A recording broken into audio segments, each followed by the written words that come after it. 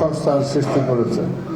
নারীর ক্ষমতায়ন ও সামাজিক নেতৃত্বে সবাই গুরুত্বপূর্ণ ভূমিকা রেখেছে। স্থানীয় পর্যায়ে সামাজিক সংহতি ও সহযোগিতার সংস্কৃতি গড়ে তুলেছে। বাংলাদেশের সমবায় আন্দোলন 100 বছরের বেশি সময় যতটুকু পথ অতিক্রম করা উচিত ছিল ততটুকু পথ অতিক্রম করতে পেরেছে বলে আমার মনে হয় না। যদিও আমাদের দেশে আন্দোলন আরো সফল হওয়ার অনেক সুযোগ ছিল, এই পথ আমরা কেন অতিক্রম করতে পারিনি এই বিষয়টি মূল্যায়ন করা জরুরি।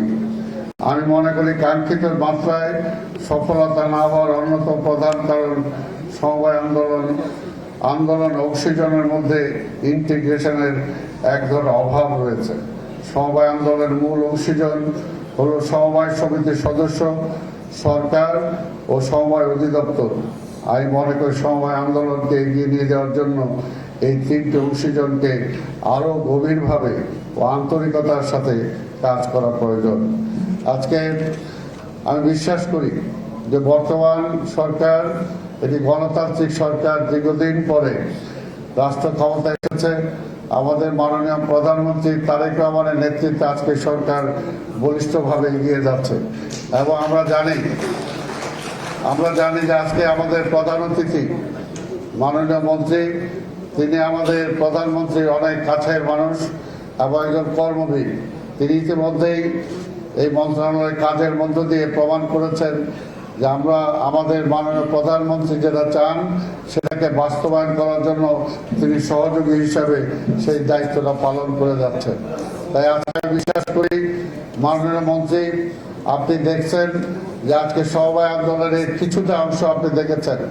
আমি বিশ্বাস করি যে আপনি যদি সত্যিকার অর্থে টোটাল সমবায়টাকে আপনি গুছিয়ে নিয়ে সামনের দিকে এগিয়ে নিয়ে যান, তাহলে মাননীয় প্রধানমন্ত্রী যেটা চাচ্ছেন এই দেশের মানুষের ভাগ্য পরিবর্তন করতে, তাহলে 5 বছরের মধ্যেই এমন অনেক কিছু করতে পারবেন যেটা তারা 20-25 বছরে করতে পারে না।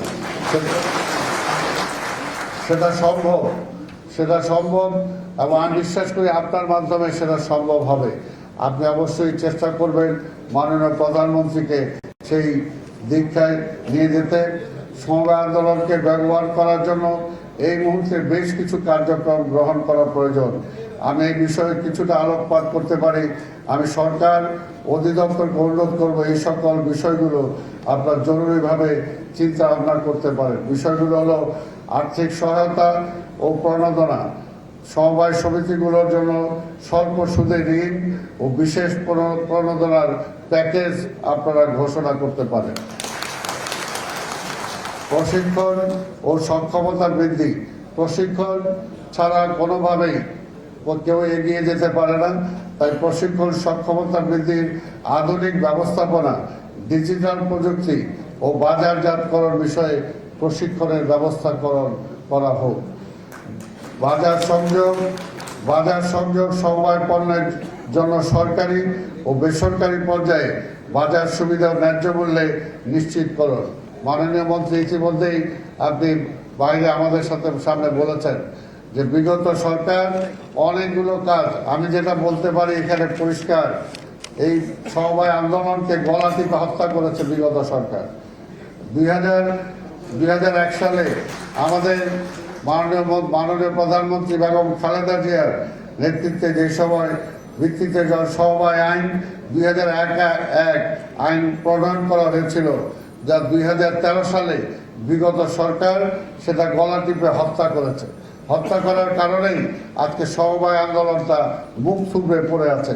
তাই আমরা বিশ্বাস করি যে আজকে সেই স্বৈরাচারী আমলের যে আইন করা হয়েছিল সে আইনটাকে যাতে অবশ্যই বদলানো হয় এবং বদলিয়ে গণমুখী আইন যাতে করা হয়, যাতে সমবায় সমিতিগুলো বেঁচে থাকতে পারে, সেটার জন্য অবশ্যই সেটা করা দরকার। সমবায় সমিতি আইনে অনুযায়ী সমবায় সমিতির জন্য এখানে একটা বিষয় পরিষ্কার করা দরকার।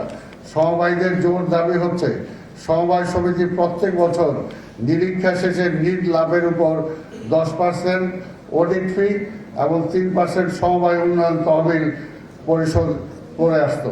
কিন্তু বিগত সরকার অর্থাৎ ফ্যাসিবাদী সরকার এর আমলে এই 13%-এর সাথে আরো 20% আয়কর ধার্য করে কোম্পানিগুলোর একেবারে 12টা বাজায় দিচ্ছে।